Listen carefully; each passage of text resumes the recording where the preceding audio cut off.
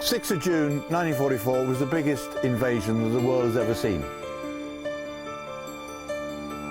The average age, they were just under 18 years old. First grave I saw, it was a 16-year-old boy. It strikes you to think that he's only a couple of years older than me. One of the values in the Academy is respect. I don't think you can come to this place and not take something out of it. D-Day is the name given to the Allied invasion of Normandy on the 6th of June 1944. It was the largest seaborne invasion in history and a turning point for the liberation of France and the subsequent Allied victory in World War II. Over 5,000 men lost their lives on that day alone in the fight for freedom. As a result, Normandy will always be remembered in history as the place where extreme courage and futility sat side by side. One of the values in the Academy is respect, and out of that, Neil Bath took all the staff to Normandy last September for a trip, and we really enjoyed it. So we thought about this year to bring the under 15 and 16 schoolboys over. We finished the trip off, we play the local team Cannes, who are a French First Division team, in a friendly, and head back to Cobham.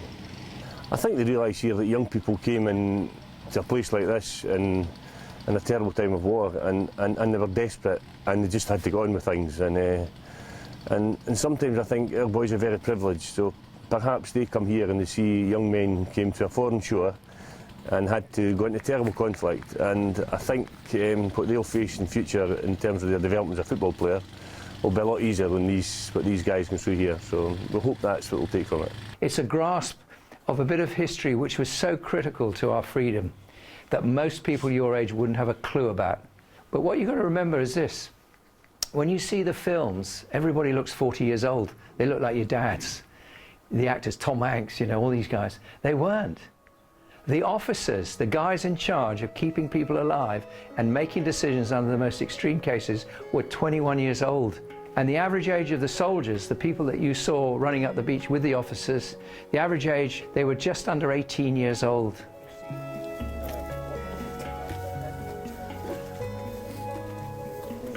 Sixth of June 1944 was the biggest invasion that the world has ever seen. 150,000 troops, 5,000 vessels, ships out there, ranging from the biggest battleships you've ever seen to speedboats. And the plan was to land 5 divisions, yeah, so that's 5 lots of 20,000 guys on these beaches.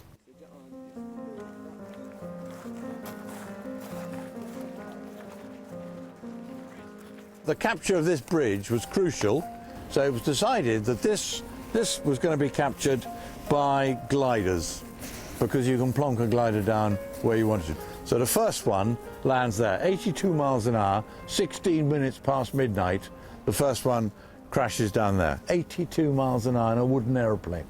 Yeah, this is dangerous stuff. 2 minutes later, the second one lands, not this one, but the far one, and it lands with its nose in the pond. And the first casualty then of D-Day is Corporal Greenhall, who flies straight through the window and straight into the pond and drowns. This was reckoned by senior officers to be the most accomplished feat of flying in the whole of the war. They take over the machine gun pits here, and in 12 minutes they've captured this bridge. This is fantastic.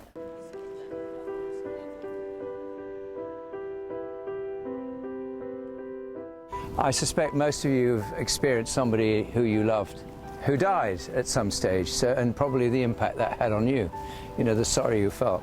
Well, that's what this is all about. And what I would love you to do is to walk around in a minute, and I'd like you to put a rose on a gravestone of your choice. Look at the date, because if that young person was killed on the 6th of June, their life was probably over in 5 minutes. But in this cemetery, there are a tremendous amount of unknown. And you'll see on there, it just says, known unto God. What it is there's a body buried there, but nobody knows who that person is. He was unidentified.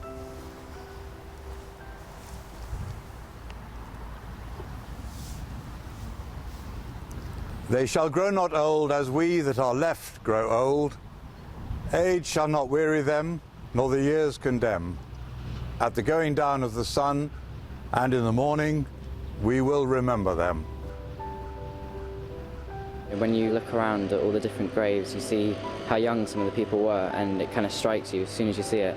The first grave I saw, it was a 16-year-old boy. I can't remember his name, but it strikes you to think that he's only a couple of years older than me. So, you know, how lucky am I that I'm here, and how much he would want to swap lives with me right now.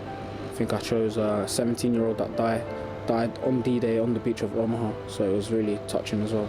It's been interesting. You never really know what young players will take out of it, but I would hear them having little conversations among themselves. I would speak to them in one-to-ones, and I don't think you can come to this place and not take something out of it. I had a very interesting conversation in Bayeux. Two older people, I might say, in fact they were 68 years old, and they said, what is it? I see all these people with the Chelsea badge, and I said, well, this is what we're doing. It's part of the education of the young people at Chelsea. They were amazed that Chelsea sees it important enough for you to come over. But the most important thing for me was they talked about you, because they saw you all over the place, looking at the graves and all the rest of it. And I can promise you the impression they were left was massive. So what are some of the things that you put down to question the first question? Yeah, go ahead. The first question I put, gaining so much knowledge, because I came here with not much knowledge about D-Day, and I've come out of it, even though it's the first day, so with so much knowledge. Oh, okay, that's nice. Well done. Okay, let's have some more. Thank you. Yeah, sure. Go ahead. I think the main highlight of today was the Merville Battery, because it made me feel as if I was in a soldier's shoes. Also, it puts me in environment and conditions that they were in. Okay, really good. It's very easy for me to quote statistics and 5,000 people, this and that. It's not till you see the rows and you see the ages and you see the little dedications, what it meant for the people who were left behind, do you really begin to think, my God, you know, and I'm always moved by it. I mean, I've been there quite a few times, and it always makes me think, my God, how lucky are we? Right, this is Omaha Beach. On the 6th of June, 70 years ago, this was not a good place to be. This was absolutely hell on earth. So if you're defending, those cliffs are going to be greatly in your favor. Now, the Americans knew that this was always going to be a problem to them, simply because of the height of these cliffs. This is Dog Green Beach, by the way. This is what is replicated in the first 20 minutes of Saving Private Ryan. The first troops of the 29th Division here, it's the 117th Infantry Regiment, land here. And within 10 minutes, about 92% of them are either killed or wounded, right here. I mean, can you imagine the scene of these bodies all over the place? They're carrying 70 pounds worth of kit. Yeah, which I believe that is about 70 pounds worth of kit. Less than that. Less than that, luckily for you. And one of you brave men is going to run up this beach. Oh, two on your back.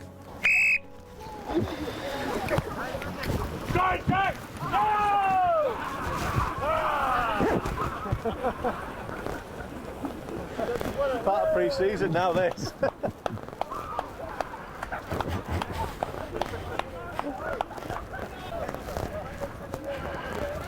Well done to the two lads who ran out with well, you four of you had a go at the kit bags. I mean, it was ridiculous because they were overloaded, whereas the Brits said, well, you don't need rations for 24 hours, because if you do, then the thing's failed and you'll be captured.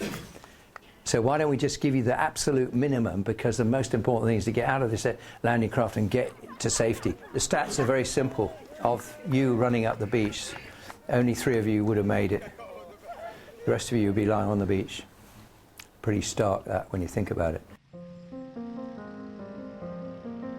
Now, in this cemetery, there are 9,286 Americans buried.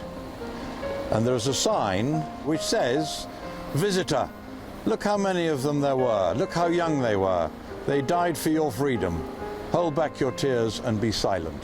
I think that's the skill of the historians, that they've you know, for 2 days they're educating the boys on everything that happened here, and the reality and the brutality and young people losing lives.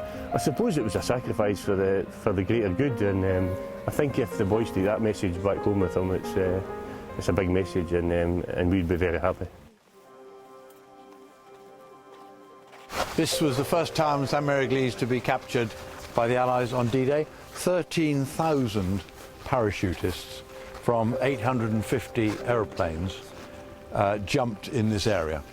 because of inaccuracy, several of the 82nd Airborne landed straight on top of this village. There is an effigy of John Steele. They take him down about every December, clean him up, and put him back up again in the spring. But he hung there. Remember, this was not the target, and the parachutists who landed on here, most were killed or captured.